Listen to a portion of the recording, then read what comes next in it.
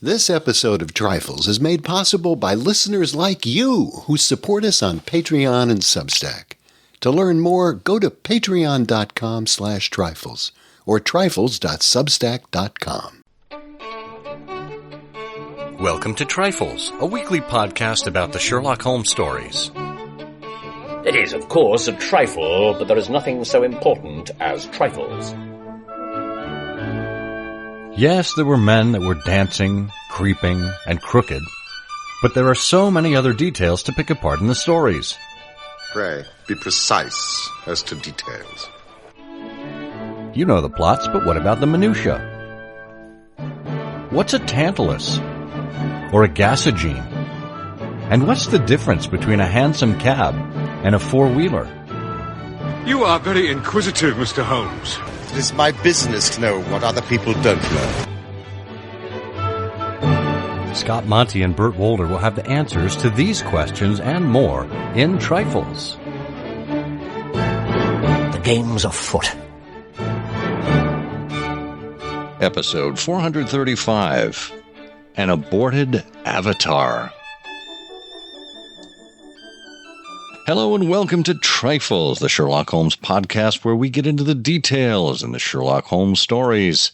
I'm Scott Monty. I'm Burt Wolder. And Burt, what do you use for an avatar these days? What do I use for an avatar? My avatar is most bizarre. I like to keep it near and far. Sometimes I find it in my car. Ah, my avatar. Hardy har har. I was actually looking at the pretty new. good. I was actually looking at the new Ford Avatar. I'm pretty excited about that. Oh boy, it's all blue.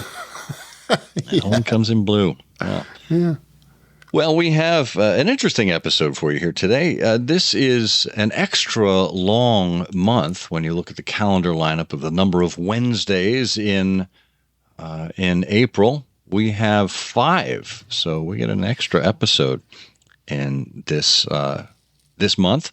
We're looking at a piece of scholarship, even though this is a non-scholarly episode.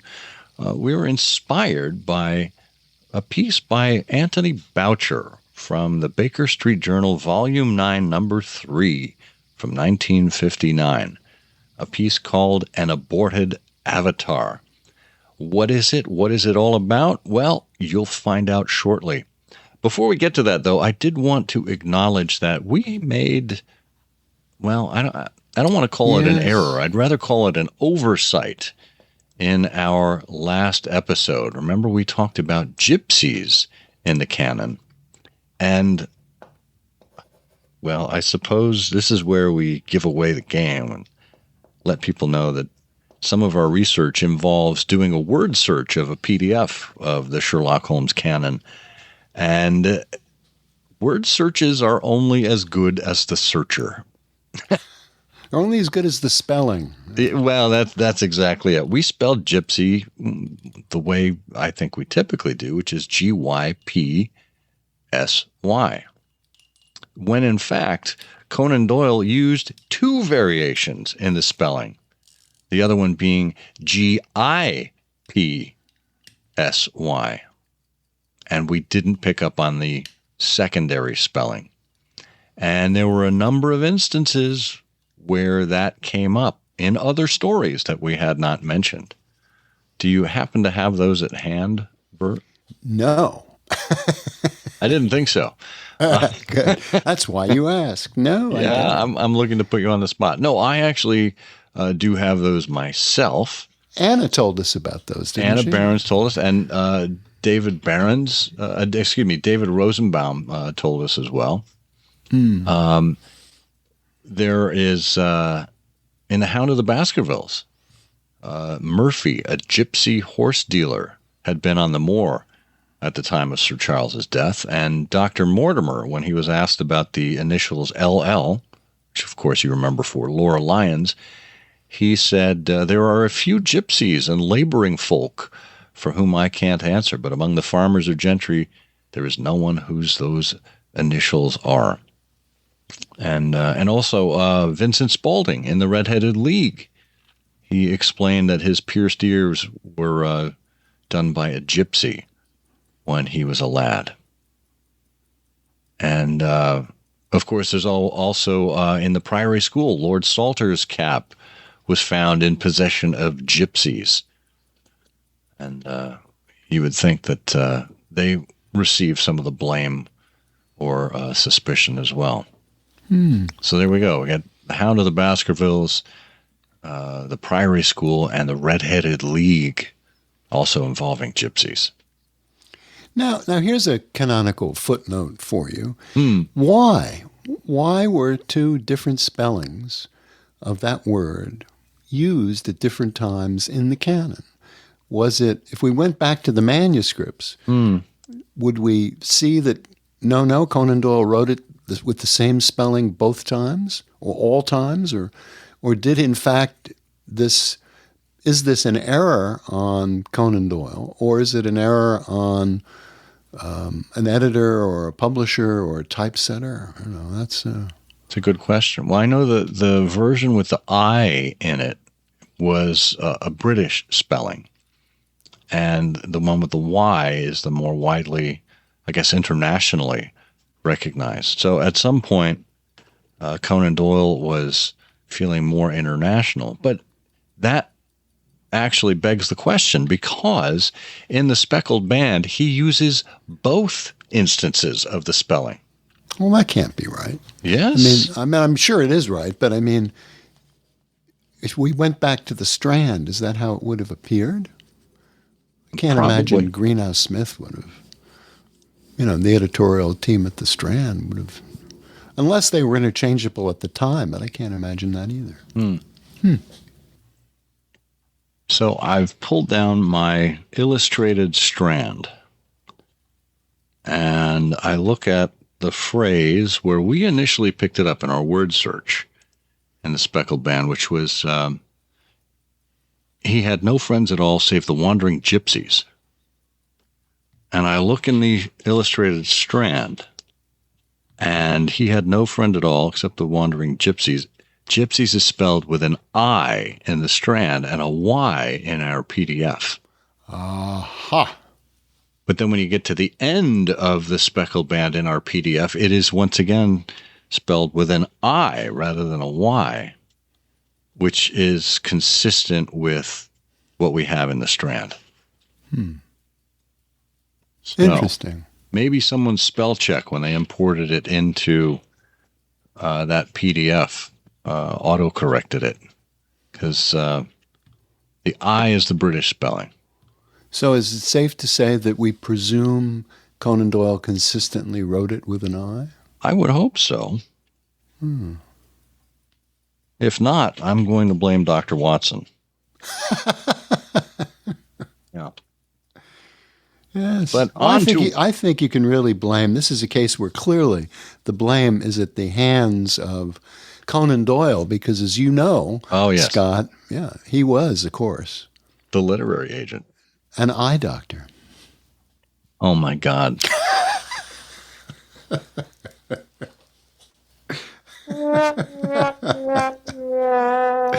Sorry I was slow on that sound button. I was holding my stomach, wincing. You were stunned. Wow. Must have been all that cheese. Okay, well, guess what? It is time to get into this episode. Bert, why don't you lead us off with an aborted avatar? You mentioned at the outset, this is a bit of scholarship, but this is really connected to the larger issue of trifles in the world of Sherlock Holmes, because really what this is all about is a case of identity, in a way, written by a guy whose life is in one way or another linked to these cases of identity. We've talked about this before. William Anthony Parker White used as his pen name for mystery novels and some other things, Antony Boucher, which he told people rhymed with voucher, so it's not Boucher, it's Boucher. But he also wrote other things. He used the synonym of H.H. Holmes, who was a serial killer in late 19th century America. He also wrote light verse and signed it with Herman W. Mudgett, which was the serial killer's real name. His euphemism was H.H. Holmes. So William Anthony Parker White, Antony Boucher, who wrote this, is someone who's very connected to identity. And here we have in An Aborted Avatar another whole connection here of identities and relationships that get us to the world of Oz and L. Frank Baum. And so as Boucher kicks this off, he says, I am surely not alone among irregulars in believing that L. Frank Baum enjoyed, as royal historian of Oz, a professional position as enviable as that of A. Conan Doyle as an agent to John H. Watson, E.D. Malone, and the Gerard estate. Imagine then my pleasure in discovering that the name of Baum is to be added to the all but endless roll of those of us who have attempted Holmesian parody and loving irreverence. Well, evidently, according to Boucher, Baum served as historian to other courts than that of the Emerald City, and some of his other chronicles, like those of Ix and of Sky Island, seem to be as incontestably veridic as the annals of Oz. But he was often tempted from his proper role as historian into commercial authorship, and that was unbased upon his history, and results were sometimes as unfortunate as when Doyle left off agenting to invent the crown diamond and the Mazarin stone. And Doyle and Baum were both attracted to the stage. In 1882, when he was only 26 and called himself Louis F. Baum, he had a great success in New York and on the road as an author, composer, and singing star of The Maid of Erin. That's A-R-R-A-N, The Maid of Erin, a pathos of Paddy as portrayed by Boucicault type of extravaganza, subtitled An Irish Idyll. Baum played Hugh Holcomb, the fair-haired singer, and sang When O'Mara is King Once Again. Now that's fascinating, that stage connection there. It is, and for folks who are fans of The Wizard of Oz and who might not know this, there were also many stage productions of The Wizard of Oz and some related Frank Baum tales that I believe were very profitable for him.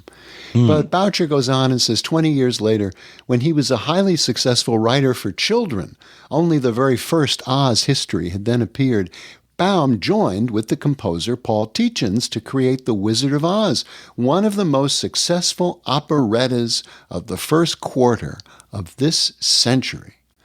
And it bears even less relation to the history of Oz than Gillette's play bears to the canon. But he had these famous names at the time. Fred Stone played the Scarecrow, Dave Montgomery as the Tin Woodman, even as with Gillette as Holmes, with these kinds of people. Who could care about textual fidelity? And with the possible exception of the semi-successful Tick-Tock Man of Oz in 1913, Baum never scored a hit again in the theater. But he tried persistently in some of his efforts, collaborating with the adventure novelist Emerson Hough. The Florida rare book dealer Ala T. Ford has recently unearthed, now he's writing here in 1959, recently unearthed the copyright scenarios of several unfinished and hitherto lost Baum operettas and brought them forth in a volume containing much other material invaluable to the Oz and Frank Baum fan. The scenario which demands our attention is that of the King of Gee-Whiz. I have to repeat that title. The King of Gee-Whiz, a musical extravaganza by L. Frank Baum and Emerson Hough, with a copyright entry of March 6, 1905. Now, this happens on one of those islands possible back when we used to say the South Seas. and not South Pacific. Nellie Forbush would never recognize it, but it might seem remotely familiar to Princess Zara. When Lieutenant Arthur Wainwright, U.S. Navy, is exploded out of a submarine onto the island, he finds the tyrant king, Gugu, a lovely virgin priestess, Itla, and a topsy-turvy economy in which our precious metals and stones are commonplace.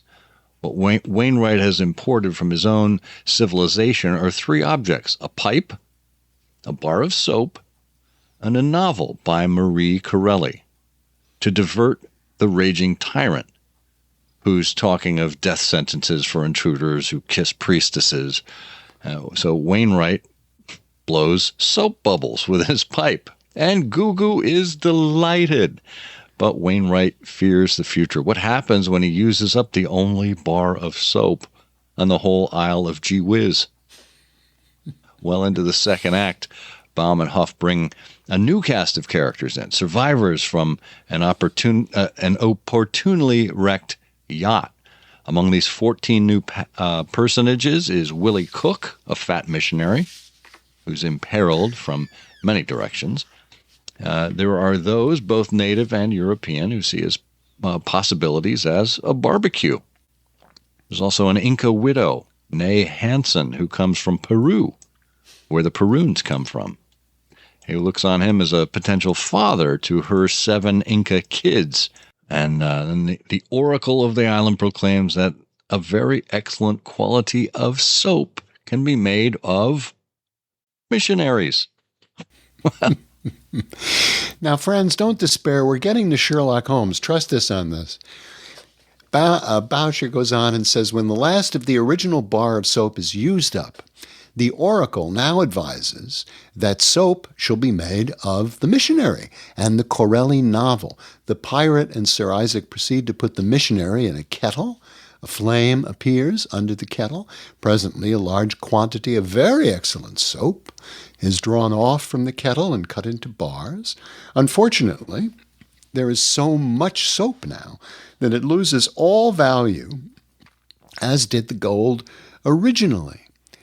Through further complications of over an act, which we need not follow, the kettle is carried around with the principals, and the Swedish maid Soubrette warns the native bearers to be careful.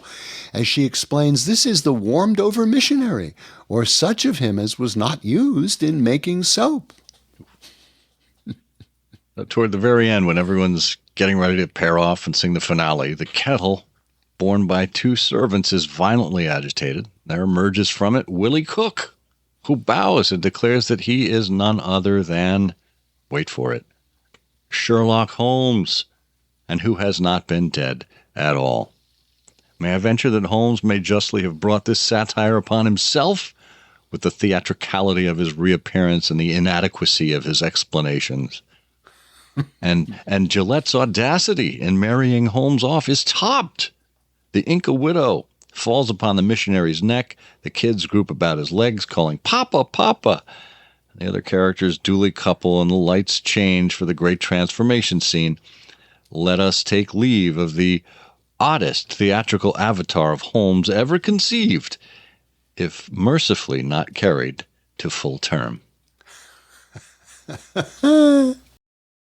Well, as you know, this is the last episode of the month, and that means it's a time for us to do a drawing. Based on all of our Trifles supporters, we put your names in a... Well, we don't put your names anywhere. We put numbers up on the spinning prize wheel, and we give it a big spin. We wait for it to slow down to see which number at random will be chosen. And it looks like it is 77.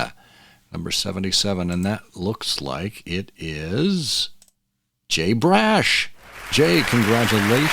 We will have a back issue of the Baker Street Journal headed your way. If you'd like a chance to win like Jay, just become a supporter of ours at Substack or Patreon. Now, friends, bear in mind, this is the discovery of copyright scenarios of several unfinished and hitherto lost L. Frank Baum operettas.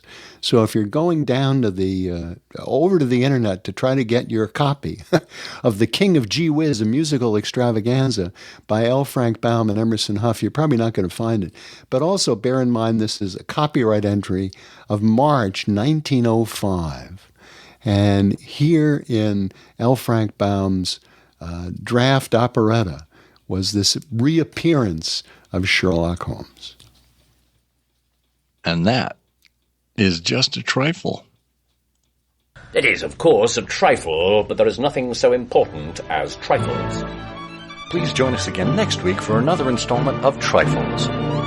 Show notes are available on SherlockHolmesPodcast.com. Please subscribe to us on Apple Podcasts and be sure to check out our longer show, I Hear of Sherlock Everywhere, where we interview notable Sherlockians and share news of the Sherlockian world. You've taken my breath away, Mr. Holmes.